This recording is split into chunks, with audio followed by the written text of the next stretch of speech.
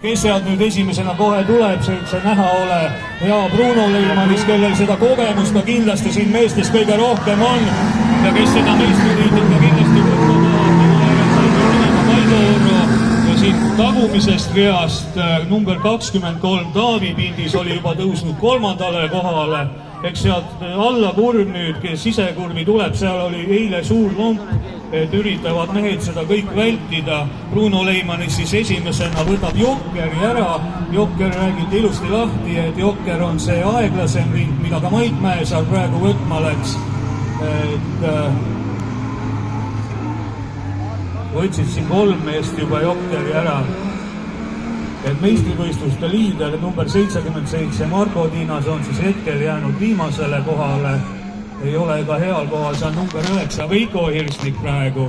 Et neile meestele need punktid tähtsad on. Mida rohkem Bruno Leimanis siin neid eelsõiduvõite võtab seda, et kui nad finaali lähevad, on reaalne seis, et võib olla see meistrivõistluse seis ka nullis, et Bruno Leimanis on ka Jokkeri teinud, aga see Jokker ongi aeglasem, sealt on ka see edu natukene suurem tulnud. Et Mait Mäesaar siis hetkel teine, kes samuti vist Jokkeri ära võitis 22 oma esimest sõitu tege, Vardo Jõevere on 3. Kaido 4. Taavi Pindis 5. Veiko Hirsnik 6. ja meistrivõistluse hetkeliider siis Marko Tiinas 7.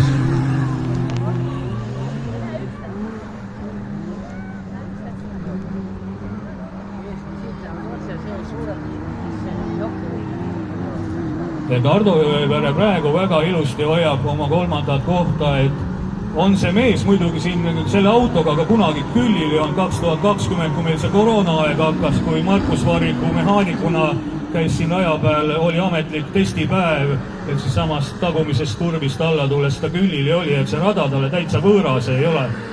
Aga Bruno Leimanis on soliidse vahe juba sisse sõitnud. On tegemist siis ka eelmise aasta Eesti meistriga klass 51-52 klassis. Et nüüd Mait Mäesaar, lihtsalt see vahe on suuremaks läinud, ei ole ta kuhugi kadunud, tuleb ilusti praegu 2. kohal. Taavi Pindis siis üle pika aja, üle 8-9 aasta on taas võistlemas, on hetkel 3. Kaido Orro 4.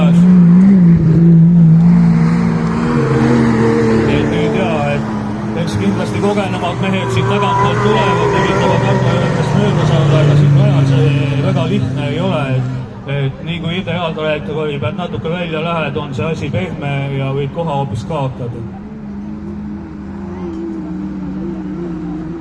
Jah, nüüd Ardo Jõevere tegi väikse vea, et Marko Tiinas võitis siin 2 meest juba korraga, ei saanud nüüd Taavi Pindis ilusti mäest üles, Kaido Orro temast sai mööda.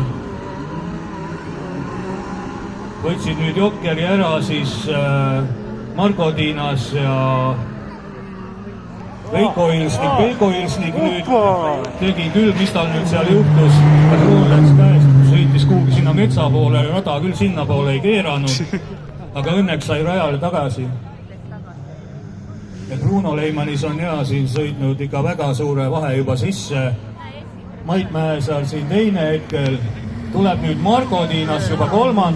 Temale ka just ennem, kui võistlejate koosolek oli, rääkisime, et need eelsõidupunktid, mis temal võimalik võtta on, see kindlustaks temale seda meistritiitlit rohkem.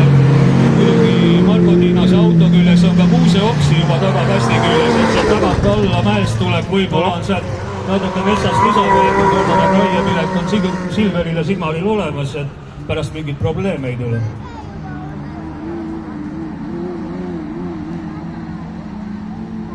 Et Mait Mäesaar siis 2. Marko Tiinas 3. Kaido Orro 4. Taavi Pindis siis 5. Veiko Hirsnikul enne seal midagi juhtus, läks kuidagi see auto vales suunas. Nüüd sõidetakse siis eelsõitudes 5 ringi ja finaalis 7. See oli küll päris lähedal juba. Liigub väga.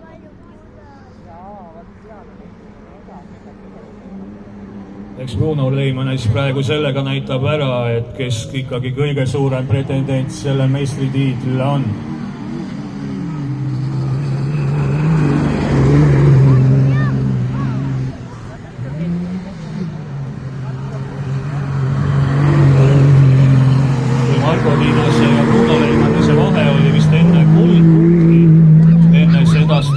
kui Marko Tiinas. Nojah, siin on jah egoistlikul nüüd autoga midagi, eks see esiporditiib oli natukene juba mõlkis ja see auto enam õiged hääd nüüd ei tee. Kõik potid seal enam ei tööta.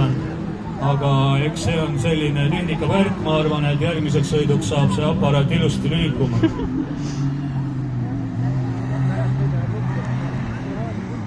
Ja Bruno Leimanis selle esimese ühistardi eelsõidu meil siis võidab, teenib 3 lisapunkti. Tuleta Marko Tiinasele, oleks ta praegu tulnud võrdseks, Marko Tiinas võtab 1 lisapunkti, et virtuaalselt on Marko Tiinas 1 punktiga ikkagi Eesti meistrivõistluste liider, kui ta nüüd tuleb sealt 3. mäest üles.